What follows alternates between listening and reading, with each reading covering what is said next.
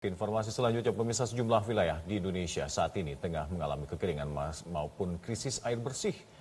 Apakah kondisi ini akan panjang dan lama seperti tahun 2023 lalu dan bagaimana antisipasinya? Untuk membahas lebih lengkap sudah bergabung bersama kami langsung Fahri Rajab, Kepala Pusat Informasi Perubahan Iklim BMKG. Selamat pagi Pak Fahri. Melihat kondisi saat ini masuk musim kemarau, kira-kira wilayah mana saja yang mengalami kekeringan dan krisis air bersih? Iya, terima kasih, Mbak Lori. Jadi memang saat ini sebagian besar wilayah Indonesia masih dalam periode musim kemarau ya. Diperkirakan musim kemarau akan mulai beralih ke periode musim penghujan itu secara bertahap di Indonesia, tidak serentak gitu ya. Saat ini yang sudah mulai memasuki periode peralihan itu di Sumatera bagian utara, kemudian di beberapa Sumatera bagian barat gitu ya. Nah, nanti yang akan terakhir memasuki periode peralihan itu di sekitar awal November, akhir Oktober hingga awal November itu di Jawa bagian timur, NTB, NTT itu di sekitar akhir Oktober hingga awal November nanti. Dan kemudian di Sulawesi Tenggara ya, itu juga di periode akhir Oktober hingga awal November baru mulai peralihan ke periode musim penghujan. Di periode peralihan tersebut, apakah sudah ada curah hujan di sana, Pak? Iya, jadi memang di periode peralihan sudah mulai ada curah hujan yang turun, intensitas ringan hingga sedang dalam skala 10 harian hingga sebulanan, tapi dalam skala harian bisa saja ada potensi hujan dengan hujan lebat dengan durasi singkat. Ya. Oke, baik. Pak Fahri, bagaimana dengan prediksi dari BMKG? Akankah ini akan berlangsung lama dan seberapa parahkah kondisinya jika dibandingkan dengan tahun lalu? Iya, jadi dari prediksi kami awal musim hujan 2024-2025 ini pada umumnya datang normal ya, artinya sama dengan rata-ratanya ya. Ada beberapa wilayah sekitar 30% wilayah yang lebih awal datang musim hujannya, namun sedikit wilayah yang lambat. Jadi pada umumnya normal hingga lebih awal datang musim hujannya. Artinya musim kemaraunya pada umumnya durasinya normal dan ada yang lebih singkat gitu ya. Kayak contoh misalnya di Jawa bagian barat biasanya kita di dasarian 1 hingga 2 Oktober awal musim hujannya ya, nanti mungkin lebih awal bisa lebih banyak di dasarian 1 Oktober. Namun untuk apabila dibandingkan dengan tahun lalu ya, musim kemarau tahun ini relatif tidak separah tahun lalu 2023 karena tahun 2023 kita dipengaruhi oleh fenomena El Nino ya, sehingga musim kemaraunya lebih kering dari normalnya. Dan tahun ini relatif antara normal hingga lebih basah gitu ya. Namun pada umumnya adalah normal, sama seperti rata-rata. Oke, tapi untuk tahun ini apakah tidak ada ancaman El Nino, Pak? Iya, El Nino dari hasil analisis kami dan juga analisis dari beberapa lembaga klimatologi dunia di bulan Maret 2024 yang lalu El Nino sudah memasuki fase netral, artinya memang sudah selesai gitu ya. Namun demikian bukan berarti dampaknya langsung serta-merta selesai ya. Dan ini juga potensi berkurangnya curah hujan masih perlu kita waspadai sampai dengan akhir musim kemarau ini. Dan untuk beberapa daerah yang memang belum mengalami periode peralihan, artinya musim kemarau mereka masih agak panjang ini, Pak. Apakah dari PMKK sudah berkoordinasi dengan pihak-pihak terkait untuk upaya mitigasi terkait dengan hal ini? Iya, betul. Jadi memang masih ada beberapa wilayah yang baru akan memasuki periode peralihan ke musim penghujan itu di akhir Oktober hingga awal November seperti Jawa Timur, Bali, NTB, NTT itu di periode akhir Oktober hingga awal November. BMKG terus melakukan koordinasi dengan pihak-pihak terkait, baik pemerintah di tingkat pusat maupun di provinsi ataupun kabupaten kota ya, untuk melakukan langkah-langkah antisipasi ya.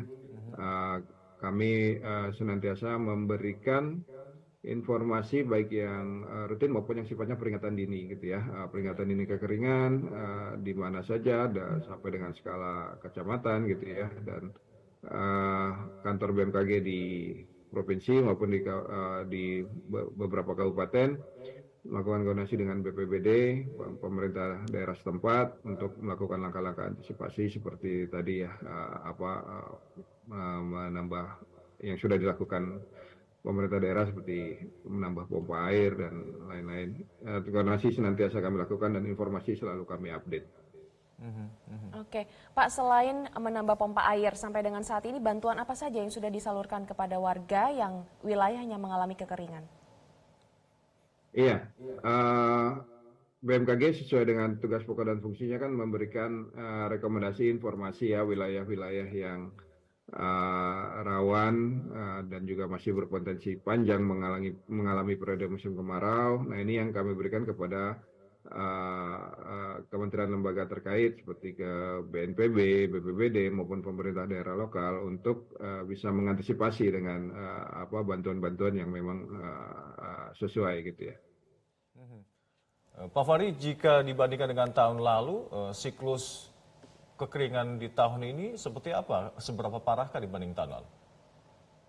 Iya, jadi tahun 2024 ini musim kemarau kita apabila dibandingkan dengan tahun lalu ya 2023 memang tidak sekering tahun lalu ya. Tahun lalu musim kemaraunya relatif lebih panjang gitu ya. Namun tahun ini ada beberapa wilayah yang lebih pendek, artinya nanti musim hujannya datang lebih awal, gitu, sekitar 30% wilayah Indonesia yang musim hujannya datang lebih awal. BMKG membuat yang namanya zona musim ya. Di seluruh Indonesia ada 699 zona musim.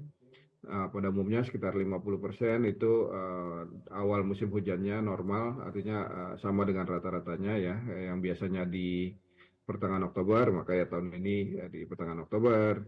Tapi ada beberapa juga wilayah yang maju antara 1 hingga 2 dasarian.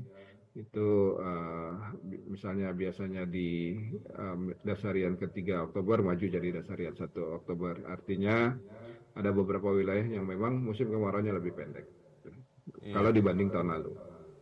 Ya, tapi Pak Fahri seperti yang Anda ungkapkan tadi, terkait dengan beberapa daerah yang sudah memasuki periode peralihan tadi diungkapkan di daerah Sumatera Barat dan Utara, apakah memang siklusnya dari Indonesia bagian barat dulu kemudian ke arah timur semacam ini, atau yang sudah masuk ke periode peralihan ini juga sudah ada di daerah lain selain Sumatera? Iya betul. Jadi memang tadi BMKG membuat zona musim ya, seluruh Indonesia ada 699 zona musim atau zone kita sebutnya. Tiap zone itu punya karakteristik awal musim yang berbeda-beda. Dan pada umumnya memang wilayah Indonesia bagian barat itu lebih awal memasuki periode musim penghujan. Seperti kita ketahui juga, contoh misalnya Provinsi Riau itu dalam setahun dia mengalami 2 kali musim hujan di Provinsi Riau, dan juga ada daerah-daerah yang memang kita sebut daerah non zona musim ya, seperti di Bogor, Puncak Cianjur itu perbedaan antara musim kemarau dan musim hujannya tidak terlihat. Artinya walaupun musim kemarau tetap ada hujan yang cukup banyak. Gitu. Iya. Memang pada umumnya yang lebih dulu memasuki periode musim hujan adalah wilayah Indonesia Barat secara umum ya. Oke, Pak, kalau untuk normalnya nih, untuk musim kemarau ini biasanya berlangsung berapa lama? 2 sampai 3 bulan kah atau berapa bulan? Iya, berbeda-beda ya tiap zona musim tadi, dari 699 zona musim beda-beda. Namun secara umum itu periode musim kemarau dari sekitar bulan Mei ya hingga Juni sampai nanti berakhirnya di sekitar September hingga akhir Oktober. Oke. Iya. Pak Fahri, terkait dengan beberapa perubahan iklim dan khususnya dampak kekeringan dan air bersih ini, adakah himbauan khusus dari BMKG ini khususnya bagi daerah-daerah yang mungkin terlambat memasuki periode peralihan ini? Iya, jadi memang langkah-langkah antisipasi perlu kita lakukan ya dalam menghadapi periode musim kemarau. Mari kita mulai juga dari lingkungan masing-masing dulu, misalnya dengan melakukan hemat air ya, walaupun di beberapa daerah memang sudah makin sulit nih mencari air gitu ya. Kemudian nanti ketika kita sudah masuk musim penghujan, yang perlu kita waspadai juga itu kalau sekarang perlu waspadanya adalah bencana hidrometeorologi kering ya, seperti kekeringan ini. Nah, tapi nanti ketika hujan awal, itu yang perlu kita waspadai justru bencana-bencana seperti tanah longsor itu ya, karena biasanya di hujan awal musim itu berpotensi menimbulkan longsor karena tanah masih dalam kondisi kering ya, retak-retak. Nah ini perlu antisipasi pada potensi bencana longsor di periode awal musim penghujan nanti. Ya, dan hal itu pun sudah dikoordinasikan untuk dimitigasi ya Pak, potensi bencana longsor dan hujan deras, curah hujan tinggi itu Pak. Iya, sudah. Kami terus berkoordinasi baik di tingkat pusat maupun di tingkat provinsi ataupun kabupaten kota. Kami terus berkoordinasi dengan BPBD setempat ya, dengan pemerintah setempat, TNI, Polri, tetap terus kami koordinasikan. Oke, baik.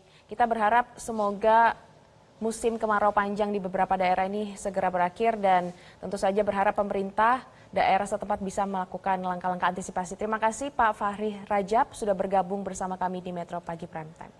Jelajahi cara baru mendapatkan informasi. Download Metro TV Extend sekarang.